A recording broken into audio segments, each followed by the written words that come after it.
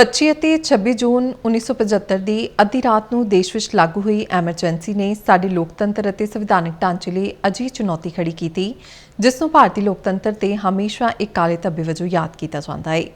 ਸੰਵਿਧਾਨ ਨੂੰ ਹੀ ਹਥਿਆਰ ਬਣਾ ਕੇ ਜਨਤਾ ਦੇ ਖਿਲਾਫ ਵਰਤਿਆ ਗਿਆ।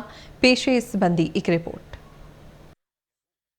25 ਜੂਨ 1975 ਦੇਸ਼ ਤੇ ਸੂਰਜ ਦੀ ਰੋਸ਼ਨੀ ਨਹੀਂ ਸਗੋਂ ਐਮਰਜੈਂਸੀ ਦਾ ਹਨੇਰਾ ਛਾਇਆ ਹੋਇਆ ਸੀ।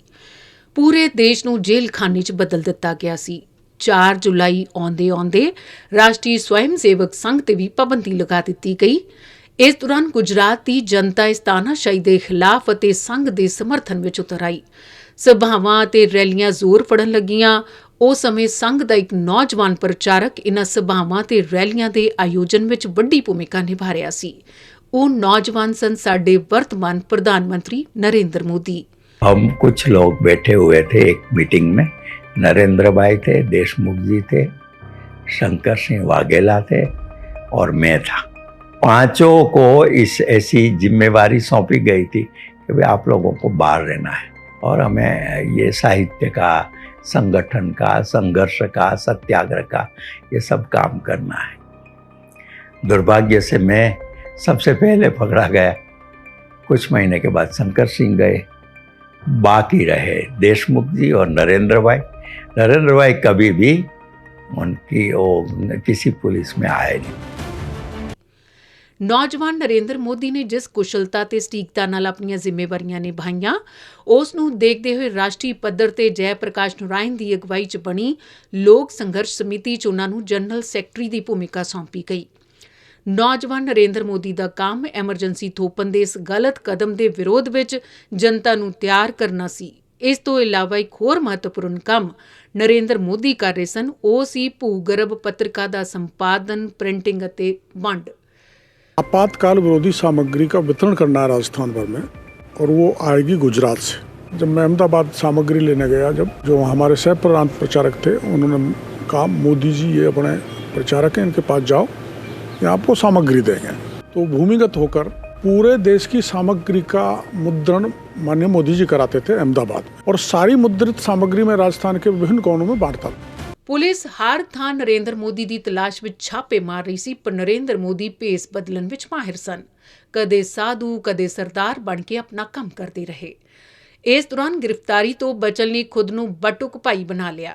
ਇਹੀ ਵਜ੍ਹਾ ਰਹੀ ਕਿ पूरी एमरजेंसी दौरान नरेंद्र मोदी पुलिस के हाथ नहीं आए।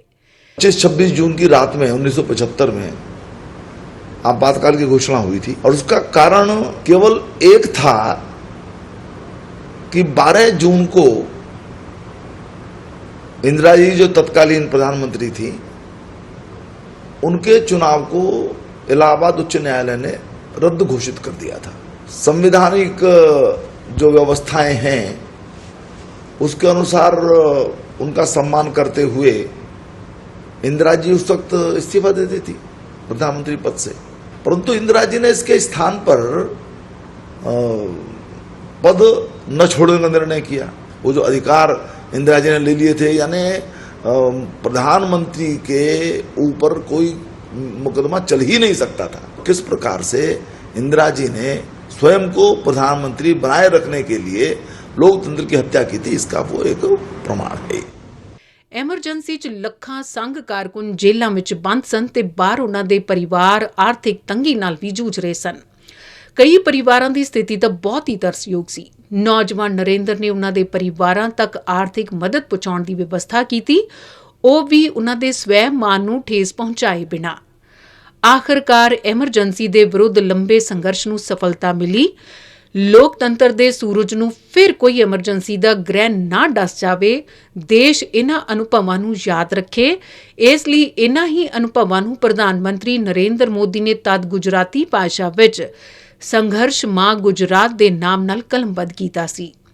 उस समय जो लोकशाही के अंतर्गत समाज चल रहा था, लेकिन जयप्रकाश आंदोलन, उस समय जो घटनाएं चली उसके कारण देश पर आपातकाल लगाया गया। यानी संघ को बंद कर दिया, जो बोलने वाले लोग हैं उनको बंद कर दिया, इंदिरा गांधी का नाम लिया तो भी जेल में जाना पड़ता था।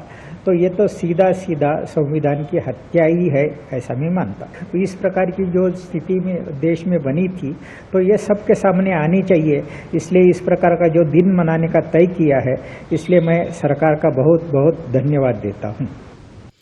ਰਾਸ਼ਟਰ ਨਿਰਮਾਣ ਦਾ ਇੱਕ ਹੋਰ ਯੱਗ ਪੂਰਾ ਹੋਇਆ, ਪਰ ਐਮਰਜੈਂਸੀ ਦੀ ਅੱਗ ਵਿੱਚ ਤਪ ਕੇ ਕੁੰਦਨ ਬਣੇ ਨਰਿੰਦਰ ਮੋਦੀ ਵਰਗੇ ਹਜ਼ਾਰਾਂ ਦੇਸ਼ ਭਗਤਾਂ ਨੂੰ ਚੈਨ ਕਿੱਥੇ ਸੀ। ਉਹ ਫੇਰ ਨਿਕਲ ਪਏ ਨਵੀਆਂ ਜ਼ਿੰਮੇਵਾਰੀਆਂ ਲਈ, ਫੇਰ ਨਿਕਲ ਪਏ ਨਵੀਂ ਰਾਹ ਤੇ ਆਤਮ ਨਿਰਭਰ ਅਤੇ ਵਿਕਸਿਤ ਭਾਰਤ ਦੇ ਨਿਰਮਾਣ ਵੱਲ।